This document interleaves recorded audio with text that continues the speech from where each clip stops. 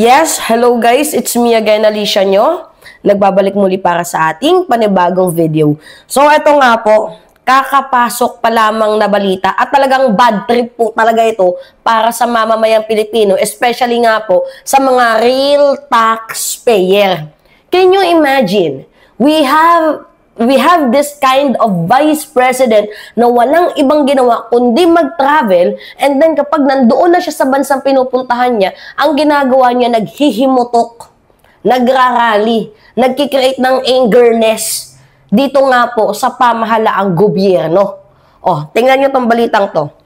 According dito sa Philippine Defense Forum, Vice President Sara Duterte has flown to Japan to attend rallies for ICC to release former President Rodrigo Duterte.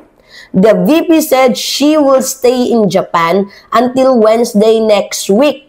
This is her 15th trip outside the country this year. Tandaan nyo ngayong taon pa lamang po, naka 15 trips na itong si Vice President Sara Duterte. Kaya nga, hindi na tayo magtataka mga minamahal kung bakit galit ang taong bayan kay Sara Duterte. Kasi imbes na magtrabaho dito sa Pilipinas, abay mas pinili pang magbiyahe para sa napakawalang kwentang rally.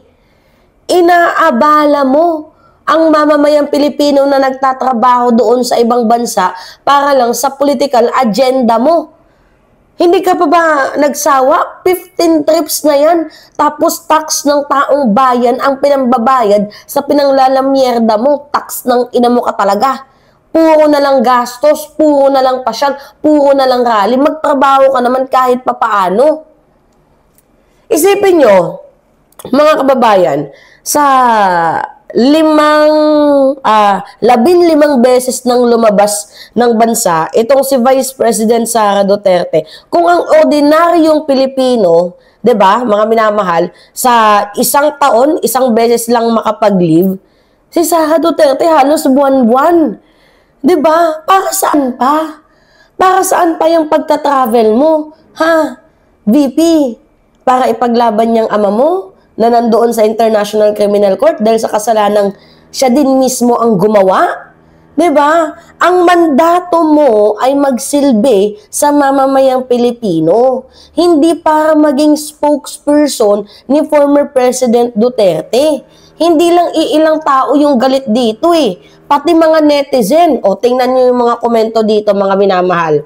Sabi ni Mavel, record na ba yan for most travel by the VP in 1 year? Yan yung sabi ni Mavel ito pa, sabi ni Vic. May isa pang pabirong nagsabi, kung may flood control, abay meron din pong flight control. Hindi sa atin galing yan. Ito pa, sana all staff at security libre travel charge sa taxpayer. Yan na ngayon nakakainis, at the same time nakakapikon, kasi as a taxpayer just like me, magkano ba yung tax na binabayaran ni Mima? Almost 10 to 50,000 yung binabayaran kong tax monthly.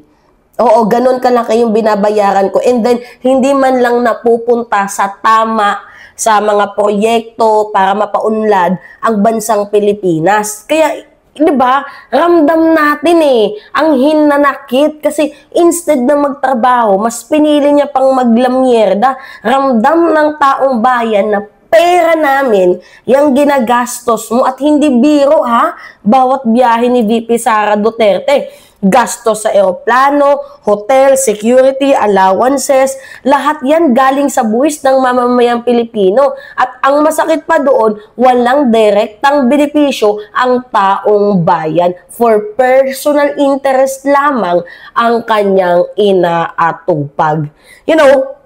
Sabi pa dito ng ating kaibigan, isipin nyo kung talagang mahal niya ang bayan.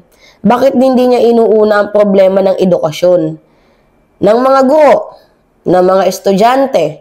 Bakit imbis na mag-focus sa DepEd, mas inuna ang pag-iikot sa mundo para mag-rally? Ano ba yung magiging sense ng pag-rally nila? Doon nga sa Australia, pinagtatabuyan na sila Pinagpipilitan lang nila yung kanilang sarili. Pinagtabuyan na kayo doon, pinilit nyo pa din. Paano kasi, yung mga taga-Australian, okay yung government nila, ayaw nilang madamay ba sa mga issue-issue. Itong si Sara Duterte, pumunta lang talaga doon para manggulo. Ngayon, yung mga tao dyan sa Japan na nanahimik, guguluhin mo. Yung mga OFW na supposedly dapat nagtatrabaho, imi-meet and greet mo para magkaroon ng hatred dito nga po sa administrasyon ni President Bongbong Marcos. Kailan ka ba magtatrabaho ng maayos? Ano to, prayer rally the 13th na naman? Mga minamahal, imbes na tumulong sa pamahalaang gobyerno, ang ginagawa ni Sara Duterte, hindi nagbibigay ng serbisyo, nangungupal literal. 'Di ba? Kaya hindi natin hindi natin masisi ang taong bayan kung bakit galit sila eh. Kasi halimaw. Kung magnakaw ng kaban ng bayan, di umano, itong si Sara Duterte. Dahil hindi lang naman gastos niya eh. Ang ginagamit dito, okay sana kung personal trips niya yan. Okay sana kung gastos niya yan. Gastos ng mamamayang Pilipino yan eh. Tayo yung nagdudusa sa taas ng bilihin, sa presyo, sa traffic, sa baha. 'Di ba? Habang ang ating Vice Presidente sobrang busy mag-travel, 'di ba? Sa kanyang mga itinerary, 'di ba? Kaya hindi na nakakapagtaka kung bakit yung mga tao nagsasabi na oo naman rally, wala namang napupuntahan, wala namang silbi. 'Di ba? Mga minamahal, naalala ninyo yung Maisog Rally? Pinagtawanan lang. Kasi wala namang nangyaring success. Style ninyo bulok, parang teleserye, no? Sa totoo lang, nakakatawa kayo. Nakakatawa kayo, pero pinanggigigilan na kayo ng taong bayan. Tapos ngayon, dagdag pa natin, this September 21, may rally daw. Kaso si Mima, wala na dito. Nandun na tayo sa ating probinsya. Wala namang sense, so ba't pa ako a-attend sa 21? For what? 'Di ba? Para pabagsakin ng gobyerno na maayos naman na ginagawa ni Pangulong Bongbong Marcos ang kanyang trabaho. Sino yung papalit? Si Sara na walang ibang ginawa kundi mag-travel. Idol ko before si Sara Duterte nung nanumbag siya sheriff. Oo. Idol ko siya before. But then later, no.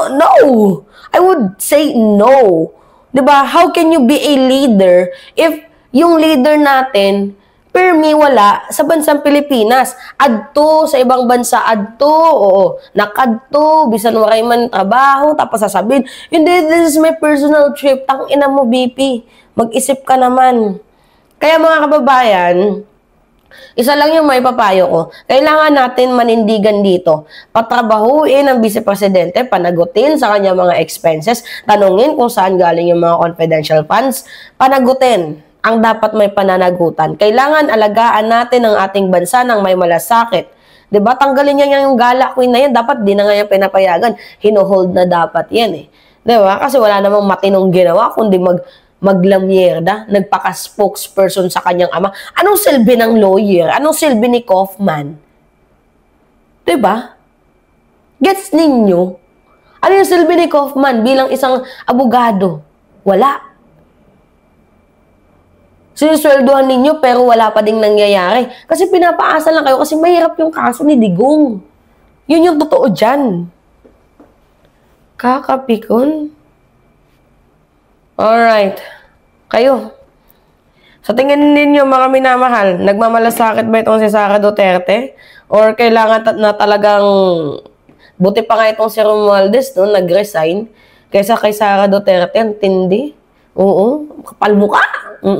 Ayaw talaga mag-resign. Sobrang kapal. Grabe. 'Di ba? Kakaloka. Alright. Kayo, ano yung masasabi ninyo? Yes, mga minamahal, it's me again, Alicia nyo. Nagbabalik muli para sa ating panibagong video. Maraming salamat at ingat, mga kababayan.